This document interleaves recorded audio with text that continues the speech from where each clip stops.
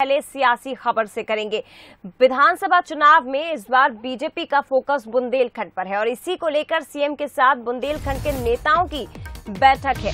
बता दें आपको, मंत्री भूपेंद्र सिंह, गोपाल भार्गव, गोविंद सिंह राजपूत, ये तमाम दिग्गज नेता बैठक में शामिल होंगे। वरिष्ठ विधायक शैलेंद्र जैन भी इस बैठक में मौजूद रहे। सीएम हाउस में सुबह 1 घंटे तक बैठक चली। बुंदेलखंड से जुड़े तमाम मुद्दों पर महत्वपूर्ण चर्चा हुई और बुंदेलखंड के ही तमाम दिग्गज इस बैठक में शामिल हुए। बड़ी खबर बता रहे हैं, पिछली बार 2018 में बुंदेलखंड में बीजेपी का शानदार प्रदर्शन रहा था और बुंदेलखंड को बीजेपी का गढ़ भी माना जाता है। तो ऐसे में अपने पिछले प्रदर्शन को ही बीजेपी दोहराना चाहती है। बुंदेलखंड के दिग्गजों की मौजूदगी में ये महत्वपूर्ण बैठक सीएम हाउस में सुबह 1 घंटे तक चली।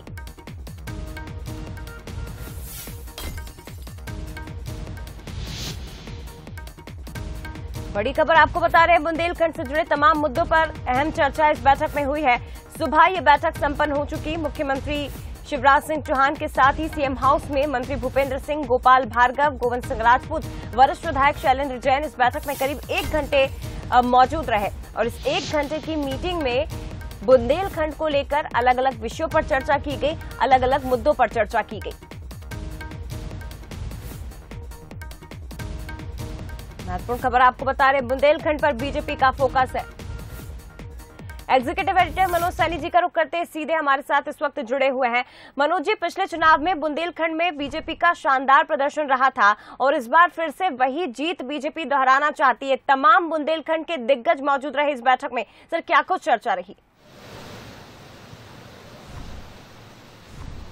देखिए, बैठक नहीं कहेंगे, इसको एक मेल मुलाकात भी कह सकते हैं। और भारतीय जनता पार्टी जैसा लग रहा है, जैसा सामंजस्य बिठाकर आगे बढ़ना है या जहां जो सामंजस्य की कमी है उसको दूर करना। कुछ दिन पहले आपको याद होगा कि कुछ मंत्री पहुंचे थे जिसमें विधायक और मंत्री शामिल थे और एक मंत्री को लेकर बात कही गई थी। तो अब जो केंद्र का संगठन है उसकी तरफ से निर्देश मिले थे, जो मेरी जानकारी में है, सूत्रों के हवाले से जो खबर है, कि इनको क्यों ना एक साथ बिठाकर, तो मुख्यमंत्री ने इसमें भूमिका निभाई और सभी मंत्री जो भी उस समय पहुंचे थे मिलने पूर्व के समय, तो उन सभी को साथ बिठाला, जिसमें गोविंद सिंह राजपूत थे, गोपाल भार्गव, भूपेंद्र सिंह, शैलेंद्र जैन जो विधायक आते वहां से। तो 4 लोगों की मुलाकात हुई, लंबी चर्चा चली।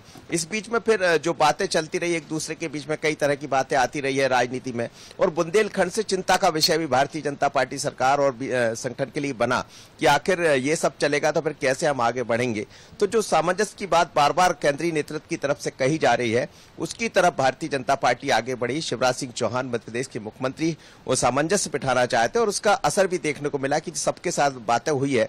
तो निश्चित है कि इसमें कई तरह की चर्चा और भी आई होंगी, भीतर की खबरें हुई होंगी, जो क्यों शिकवा शिकायतें हुई उसको लेकर एक दूसरे से जवाब तलब किया गया होगा। तो लंबी चर्चा चली, 1 से 1.5 घंटे की मुलाकात हुई थी और मुलाकात में यह प्रयास किया गया है कि सभी मिलकर चुनाव लड़े और बुंदेलखंड में, जैसा आप कह रही थी कि बहुत अच्छा एक वर्चस्व भारतीय जनता पार्टी का रहा है, उसकी तरफ बढ़े। लेकिन एक दूसरे से यदि शिकायत करते रहे, ये सब होता रहा तो फिर ठीक नहीं होगा। यही मुख्यमंत्री की तरफ से संभावना यही समझाइश दी गई होगी। अब बीजेपी एकजुटता के साथ बुंदेलखंड में बढ़ने की तैयारी।